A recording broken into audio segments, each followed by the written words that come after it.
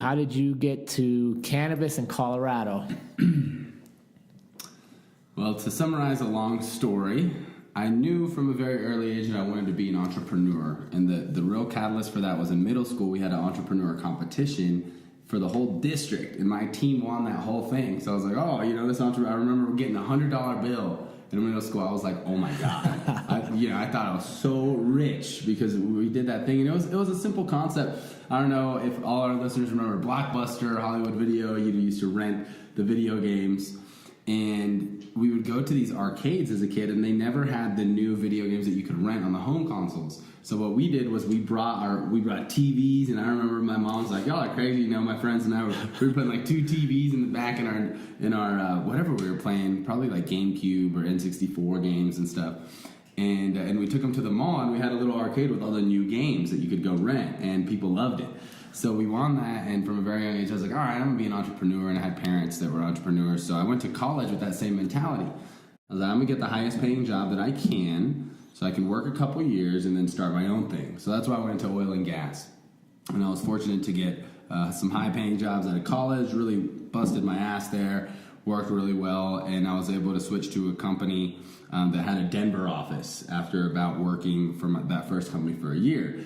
So I knew that cannabis was about to legalize in Colorado. I've been seeing it all over the news. The first state is about to legalize recreational marijuana. It was a big deal at the time, 2014. So I bugged my CEO. I put a little seed in his ear and told him, hey, you want to grow the Denver office? I'm your guy. You let me know. I have no attachments, blah, blah. Finally, one day, he's like, Ali, come over here. Took me in his office and he's like, you ready to go to Denver? And the rest is history. I went up. Took about a year before I ever did anything with the cannabis industry because I was so busy just working. But, you just go in there with that intention, that desire, and things just kind of start falling into place.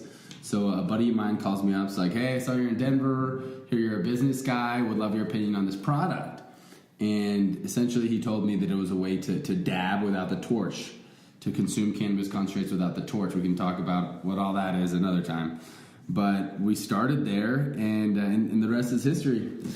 So interesting. So you're coming from oil and gas, which is a traditionally very conservative ideological group, practices, completely flipping to the opposite side, the very liberal side of marijuana.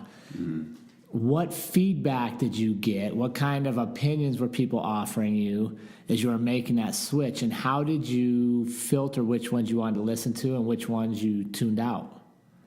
I tuned out a lot because it was mostly negative. As I've said in previous podcasts, I came from not only a very conservative industry, but 2 conservative cultures and religions in my family, Muslim and Catholic. So my parents were not thrilled, to say the least. They were not thrilled with me going into the cannabis industry, especially the fact that they had, they helped pay for a big part of my college. So like, you're throwing away your degree. Like, what are you doing?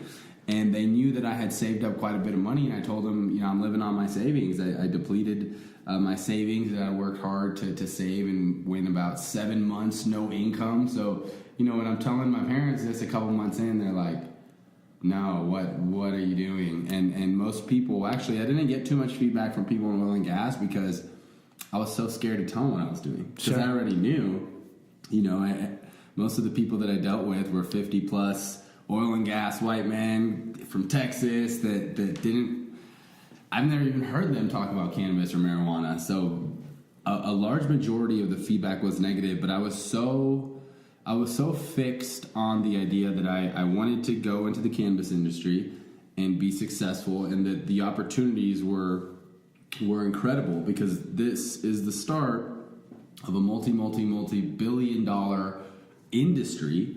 And even if I'm not successful in the first 1, 2, 3, 4 years, eventually I will be.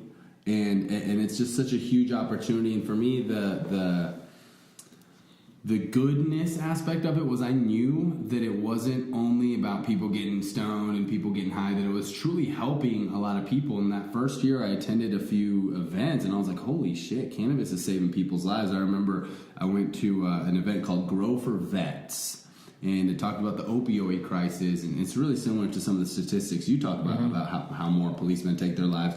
more veterans take Yeah. their lives or overdose on opioids than anything else when it comes to the death of them. And I remember seeing this man crying. He was talking about how he was addicted to OxyContin, crying about how cannabis saved his life. He's like, if I had never found cannabis, I wouldn't be here today. And there's stories all across the board, and that's just for one type of group. So when I saw that, I was like, all right, this is something good that's helping a lot of people, and I want to be a part of it.